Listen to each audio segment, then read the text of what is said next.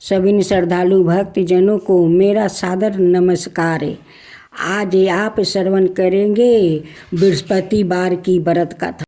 जब जीवन में परेशानी बढ़ जाती है और हर रास्ता बंद सा लगने लगता है, तब देवताओं के गुरु बृहस्पति देव अपने भक्तों का मार्गदर्शन करते हैं।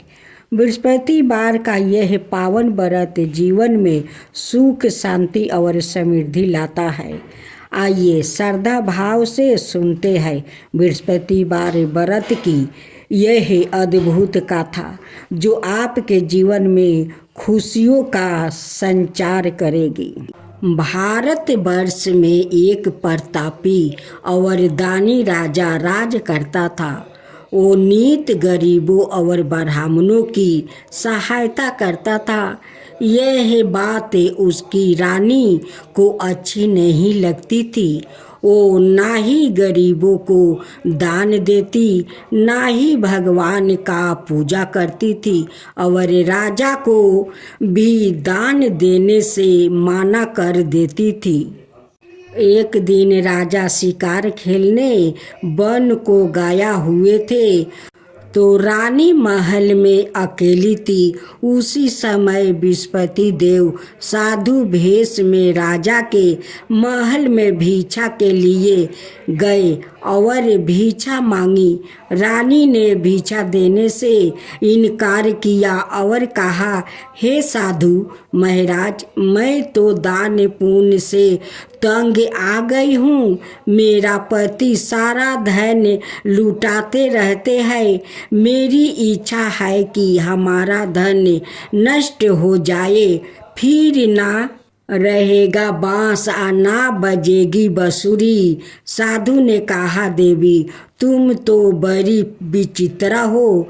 धन संतान तो सभी चाहते हैं, पुत्र और लक्ष्मी तो पापी के घर भी होने चाहिए। यदि तुम्हारे पास अधिक धन है तो भूखों को भोजन दो, प्यासे के लिए पियाऊ बनवाओ, मुसाफिरों के लिए धर्मशाला खुदवाओ। जो निर्धन अपनी कुंवारी कन्याओं का विवाह नहीं कर सकते हैं, उनका विवाह करवा दो। ऐसे और कई काम है जिनके करने से तुम्हारा यश लोक परलोक में फैलेगा। परंतु रानी पर उपदेश का कोई प्रभाव ना पड़ा। वो बोली, महाराज आप मुझे कुछ ना समझाइए। मुझे ऐसा धन नहीं चाहिए जो हर जगह बांटती फिरूं। साधु ने उत्तर दिया, यदि तुम्हारी ऐसी इच्छा है तो तथास्तु, तुम ऐसा करना कि बृहस्पतिवार को घर लीप कर पीली मिट्टी से अपना सिर धोकर स्नान करना, भट्ठी चढ़ाकर कपड़े धोना। ऐसे करने से आपका सारा धन नष्ट हो जाएगा। इतना कह कर वो साधु महाराज वहाँ से अलोप हो गए। साधु के अनुसार कही बातों को पूरा करते हुए रानी को केवल 3 बृहस्पतिवार ही बीते थे कि उसकी समस्त धन संपत्ति नष्ट हो गई। भोजन के लिए राजा का परिवार तरसने लगा। तब एक दिन राजा ने रानी से बोला कि हे रानी, तुम यही रहो, मैं दूसरे देश को जाता हूँ, क्योंकि यहाँ पर सभी लोग मुझे जानते हैं। इसलिए मैं कोई छोटा कार्य नहीं कर सकता। ऐसा कह कर राजा परदेश चला गया। वहाँ पर वो जंगल से लकड़ी काट कर लाता और शहर में बेचता। इस तरह वो अपनी जीवन व्यतीत करने लगा। इधर राजा के परदेश जाते ही रानी और दासी दुखी रहने लगी। एक बार जब रानी और दासी को 7 दिन तक बिना भोजन के रहना पड़ा तो रानी ने अपनी दासी से कहा, हे दासी, पास ही के नगर में मेरी बहन रहती है, वो बड़ी धनवान है, तू उसके पास जा और कुछ ले आओ ताकि थोड़ी बहुत गुजारा बसर हो जाए। दासी रानी की बहन के पास गई। उस दिन गुरुवार था और रानी की बहन उस समय बृहस्पतिवार का व्रत की कथा सुन रही थी। दासी ने रानी की बहन को अपनी रानी का संदेश दिया, लेकिन रानी की बड़ी बहन ने कोई उत्तर नहीं दिया। जब दासी को रानी की बहन से कोई उत्तर नहीं मिला तो वो बहुत दुखी हुई और उसे क्रोध भी आया। दासी ने वापस आकर रानी को सारी बात बता दिया। सुनकर रानी ने अपने भाग्य को कोस रही थी। उधर रानी की बहन ने सोचा कि मेरी बहन की दासी आई थी, परंतु मैं उसे नहीं बोली, इससे वो बहुत दुखी हुई होगी। कथा सुनकर और पूजन समाप्ति करके वो अपनी बहन के घर आई और कहने लगी, हे बहन, मैं बृहस्पतिवार का व्रत कर रही थी। तुम्हारी दासी मेरे घर आई थी, परंतु जब तक कथा होती है तब तक ना तो उठते हैं और ना ही बोलते हैं, इसलिए मैं नहीं बोली। कहो दासी, क्यों गई थी? रानी बोली, बहन, तुमसे क्या छिपाऊं? हमारे घर में खाने तक को अनाज नहीं था। ऐसे करते करते रानी की आंख भर आई। उसने दासी समेत पिछले 7 दिनों से भूखे रहने तक की बात अपनी बहन को विस्तार पूर्वक सुना दिया। रानी की बहन बोली, देखो बहन, भगवान बृहस्पति देव सबकी मनोकामना को पूर्ण करते हैं। देखो, शायद तुम्हारे घर में अनाज रखा हो। पहले तो रानी को विश्वास नहीं हुआ, पर बहन के आग्रह करने पर उसने अपनी दासी को अंदर भेजा तो उसे चुपचाप अनाज से भरा एक घड़ा मिल गया।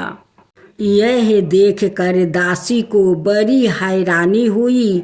दासी रानी से कहने लगी, हे रानी, जब हमको भोजन नहीं मिलता तो हम व्रत ही तो करते हैं, इसलिए क्यों ना इनसे व्रत और कथा की विधि पूछ ली जाए ताकि हम भी व्रत कर सके। तब रानी ने अपनी बहन से बृहस्पतिवार व्रत के बारे में पूछा।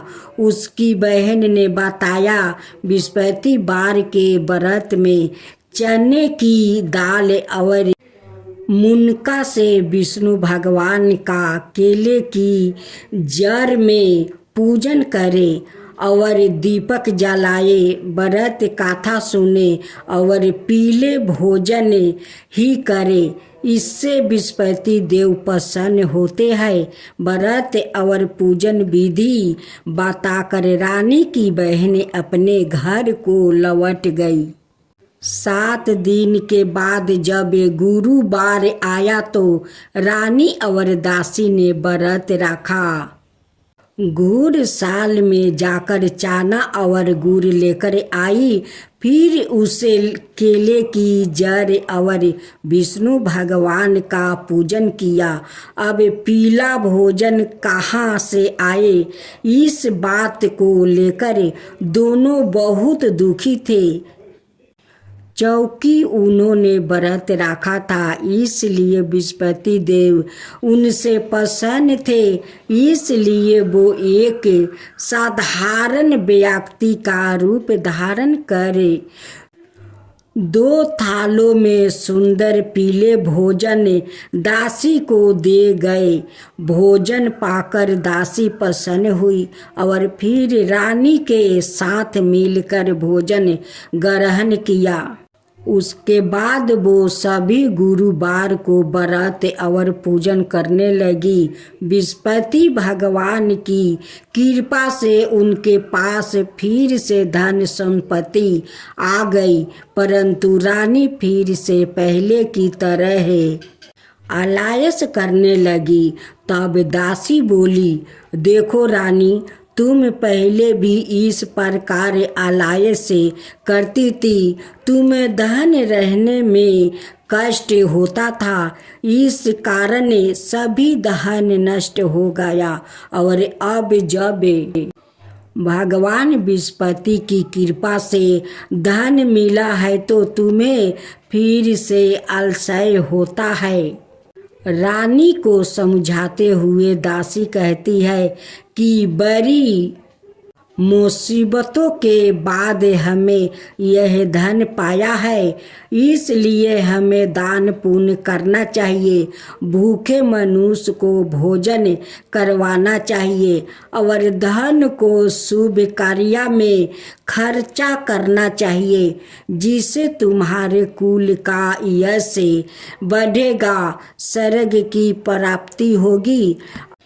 पितरों प्रसन्न हो गए। दासी की बात मानकर रानी अपना धन शुभ कार्य में खर्चा करने लगी, जिससे पूर्ण नगर में उसका यश फैलने लगा। ओम जय बृहस्पति देवा, जय बृहस्पति देवा, छिन छिन भोग लगाऊं केदली फल मेवा। ओम जय बृहस्पति देवा, जय बृहस्पति देवा। तुम पुराण परिमत माँ, तुम अंतर्यामी, जगत पिता जगदीश्वर, तुम ही सबके स्वामी। ओम जय बृहस्पति देवा, जय बृहस्पति देवा। चरना रीत निज निर्मल, सबके पातक हरता, सकल मनोरथ दायक, कृपा करो भक्तो। ओम जय बृहस्पति देवा, जय बृहस्पति देवा। तन मन धन अर्पण कर जो जन शरण पारे, प्रभु प्रकट तब हो करे, आकर दुआरे खरे। ओम जय बृहस्पति देवा, जय बृहस्पति देवा। दीन दयाल दया निधि, भक्तन हितकारी, पापी दोष सब हरता, भाव बंधन हारी। ओम जय बृहस्पति देवा, जय बृहस्पति देवा। सकल मनोरथ दायक, सब संशय हरो, विषय विकार मिटाओ, संतन सुखकारी। ओम जय बृहस्पति देवा, जय बृहस्पति देवा। जो कोई आरती तेरी प्रेम सहित गावे, जेठाय नंदय नंदन, कर सो निश्चय पावे। ओम जय बृहस्पति देवा, जय बृहस्पति देवा। सब मिलकर बोलो बृहस्पति भगवान की जय, बृहस्पति देव की जय।